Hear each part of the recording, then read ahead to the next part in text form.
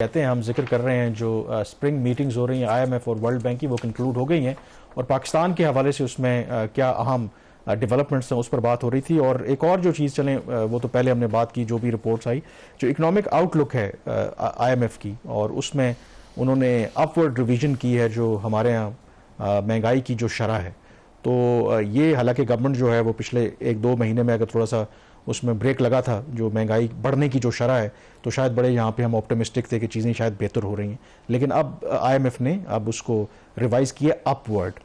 तो उसकी क्या रीज़न है, why they have changed there projection? देखिए, नॉर्मली जब रिव्यू होता है किसी भी प्रोग्राम का तो उसके बाद प्रोजेक्शन में 19-20 की जो है तब्दीली आ जाती है। बट ये अब देखें ना, पिछले 2 माह से जो मार्च के और फरवरी के जो दादोशुमार अनाउंस किए हैं पाकिस्तान ब्यूरो ऑफ स्टैट्स ने, तो उसमें जो इन्फ्लेशन की जो रीडिंग है बड़ी फास्ट पेस से वो नीचे की तरफ जा रही है। इसका मतलब ये नहीं कि महंगाई कम हो रही है, महंगाई बढ़ने की जो रफ्तार है वो कम हो रही है। तो आपका जो इस वक्त इन्फ्लेशन रेट है पाकिस्तान का सीपीआई बेस्ड वो 21% से भी कम है, 20.7% है। तो एक्सपेक्टेशन तो ये थी ना कि अगले साल जो फेडरल गवर्नमेंट जो है वो टारगेट करेगी 11% इन्फ्लेशन रेट, और जो वर्ल्ड बैंक की और एडीबी की रिपोर्ट आई थी वो 12% की आई। तो इस साल की भी उन्होंने अपने जो इन्फ्लेशन के जो रीडिंग्स थे उसको थोड़ा सा उन्होंने डाउनवर्ड रिवाइज किया। आईएमएफ ने जो इसमें अप्रोच लिया वो बिल्कुल उससे उलट ली है।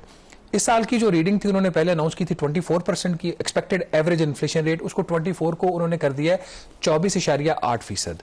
और जो अगले साल का था उसका 12 था पहले, और 12 को उसने कर दिया को 12.7 या 12.8%। आप ये आईएमएफ इस तरह की हरकतें क्यों करता है?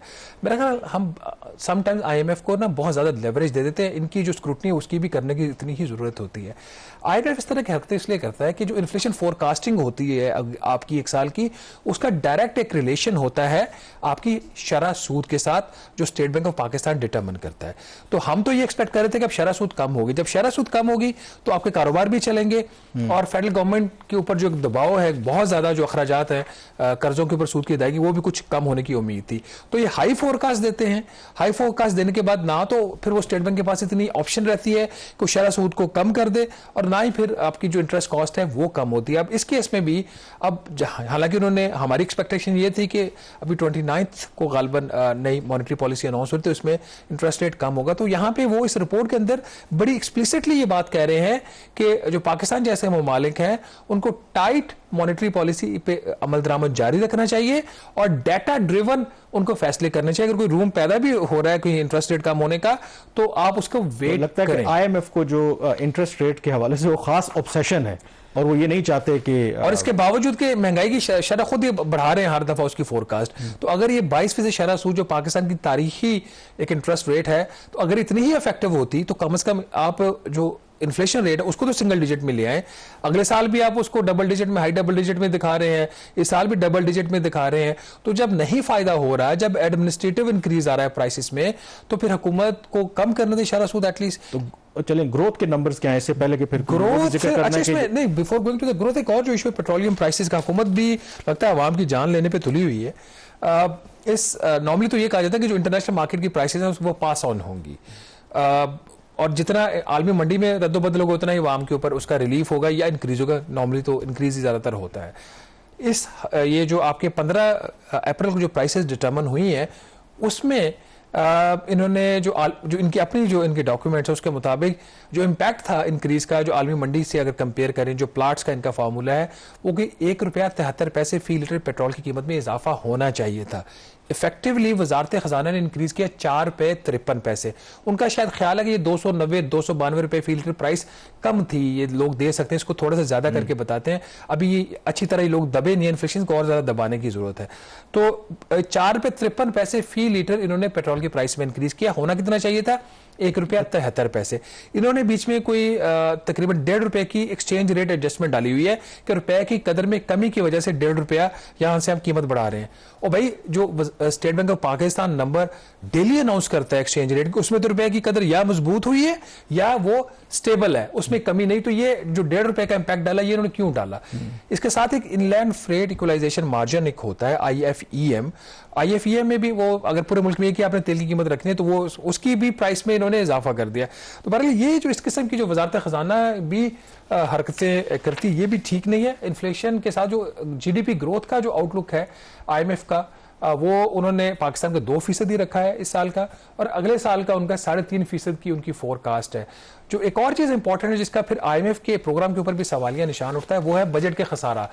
बजट का खसारे का जो हदफ बजट में हुकूमत ने दिया था वो 6.5% ऑफ द GDP था, रफली कोई 6,900 अरब रुपए का बजट का खसारा होना था। अब जो IMF की एक और रिपोर्ट आई है फिस्कल मॉनिटर की, उसमें वो बता रहे हैं कि 7.4% के करीब बजट का खसारा होगा, जिसका मतलब है तकरीबन 7,800 अरब रुपया, या बजट का जो हदफ था उससे 1,000 अरब रुपया ज्यादा। तो अगर मुसलसल कर्जे भी बढ़ रहे हैं, महंगाई की शरह भी कम नहीं हो रही, तो क्या फिर IMF अपनी जो पॉलिसीज टुवर्ड्स पाकिस्तान है उसको रिव्यू करेगा या नहीं करेगा?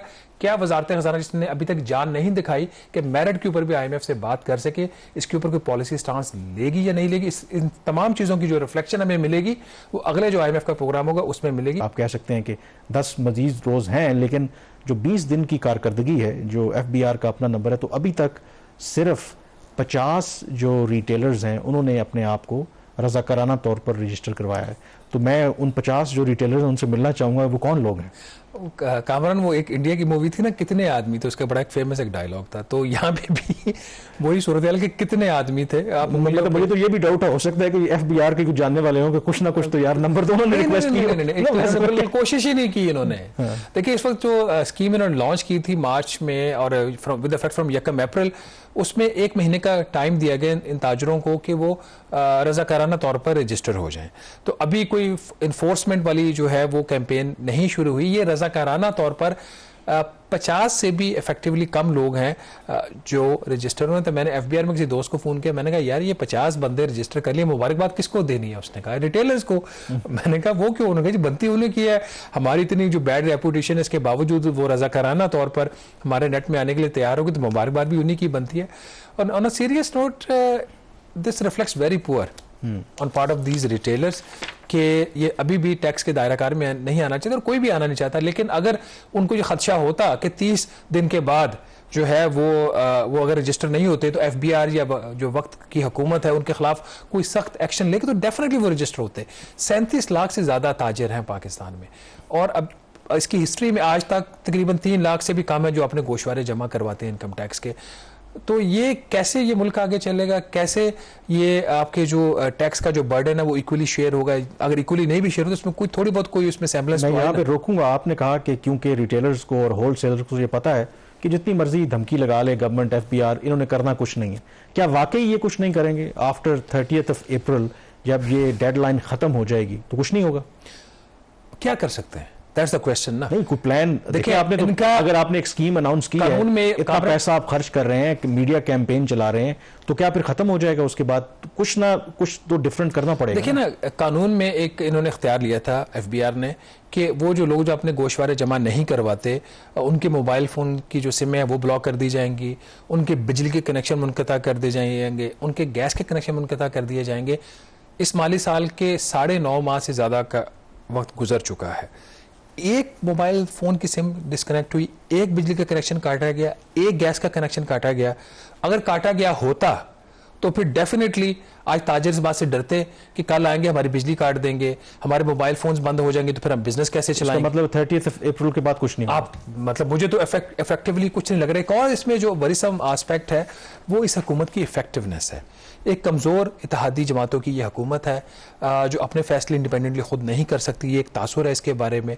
ऐसी हुकूमत और ऐसी काबीना से क्या एक्सपेक्टेशंस होती हैं? और फिर ख़ास तौर पर इस वक्त जो अगर पॉलिटिकल सिचुएशन देखें इस गवर्नमेंट की, अब गवर्नमेंट को जो चैलेंज है वो इमरान खान साहब से नहीं है, वो तो जेल में है। और PTI तो आपको पता है उसकी जो हालत हुई है, और जो PTI इस पार्लियामेंट के अंदर उसकी अपनी ग्रुपिंग चल रही है। इस हुकूमत को जो सबसे ज़्यादा खदशा लग रहा है, ये ख़तरा है, वो अपने ही लोगों से है। वो जो कैंप PMLN का जो इस वक्त अपोजिट साइड के ऊपर है वो इस हुकूमत में शामिल नहीं है। अगर शामिल है तो उनको उनकी मर्जी की या कमज़ोर वजारतें नहीं दी गई या कमज़ोर किस्म की वजारतें दी गई, या वो है जो अभी गवर्नमेंट में शामिल नहीं हुई या होना नहीं चाहते। तो इस सारे सूरत हाल में जो चैलेंजेस हैं उस साइड से। एक और इन्होंने गवर्नमेंट ने इस दफ़ा किया है, अब ये समझते हैं कि लॉ के अमेंड करके अपने टैक्स के जो महसूलात बढ़ा लेंगे। आपने सुना होगा प्राइम मिनिस्टर ने कई दफ़ा ये बात कही है कि हमारा ट्रिलियंस ऑफ रुपीस का, खरबों रुपए का जो टैक्स के चीफ जस्टिस से मुलाकात हुई थी, भी उन्होंने टेकअप किया था ये इशू कि जी वो रेवेन्यू जो कोर्ट्स में स्टकअप है, कोर्ट्स फैसले ताखीर से करती हैं, तो इसलिए हमें वो पैसा मिलता नहीं है। अब उसकी नेचर को समझने की ज़रूरत है।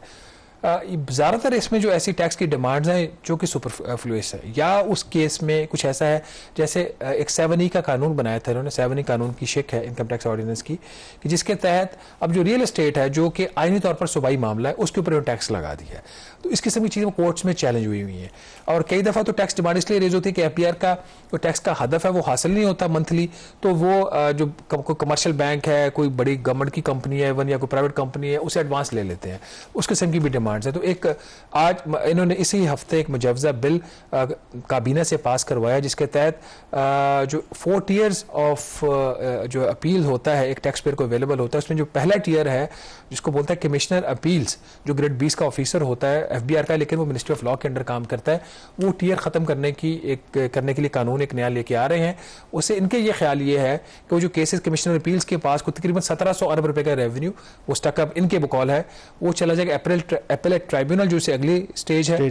तो एपेलेट ट्राइब्यूनल में ये जाएंगे जब मामला तमाम केसेस चले जाएंगे और एपेलेट ट्राइब्यूनल को पाबंद किया जाएगा, 3 से 6 माह में इसका फैसला कर दे, और अगर उसके खिलाफ अगर किसी ने अपील करनी है तो हाई कोर्ट चला जाए। हाई कोर्ट में भी अपील की उसमें टाइम फ्रेम है वो 3 माह से कम करके इस कानून के मुताबिक 1 माह किया जा रहा है। तो वहां से फिर फैसले लेके इनका ये ख्याल है कि यहाँ से कुछ रेवेन्यूज इनको मिल जाएगा, तो इनकी जो टैक्स कलेक्शन में जो doctor Shamshad Akhtar former finance minister थी के टेकर गवर्नमेंट में, उन्होंने जब वज़ीर-ए-आज़म शहबाज शरीफ से इजलास में मुलाकात की, 1700 अरब रुपया यहाँ से निकाला जा सकता है। तो लेट्स सी ये जो कानून साजी होने जा रही है, मेरा ये इशू है कि वक्त कम है कि जो 1700 अरब रुपए की बात हो रही है, तो ये गवर्नमेंट और FBR ये अस्यूम क्यों कर रही है कि यही जीतेंगे सारे? देखिए ना, एक डिस्प्यूटेड मामला है तभी तो वहां पे गया है ना, मतलब ये तो हम जज नहीं कर सकते कि ये वाकई FBR सही टैक्स लगा रहा है, उसमें से कितना पैसा एक्चुअल FBR का, ये देखने वाली बात। अगर आप इनकम टैक्स ऑर्डिनेंस को उठा के देख लें, उसमें इतने लीगल लैकूनाज हैं, और जब हम प्राइवेटली इन लोगों से बैठते हैं FBR के अफसरान के साथ जो कानून साजी में इन्वॉल्व होते हैं, कानून बनाने में या उसको चेंज करने में, वो मानते हैं कि ये गलत है, वो मानते हैं ये गलत है। इसहाक डार साहब को जब वो वज़ीर ख़जाना थे लास्ट टाइम, मेरे उनसे मिला बजट से पहले, तो मैंने कहा ये जो 7E की शिक है आप इसको खत्म करें। तो मुझे कहते हैं इसको खत्म करेंगे तो जो हमारा जो डिस्प्यूटेड रेवेन्यू है वो खत्म हो जाएगा। मैंने कहा आपका कानून गलत है, आइन के खिलाफ है, वहां से वो कोर्ट से आपको क्या फैसला है? 7E वाली शिक तो खत्म नहीं हो सकती, प्रोग्राम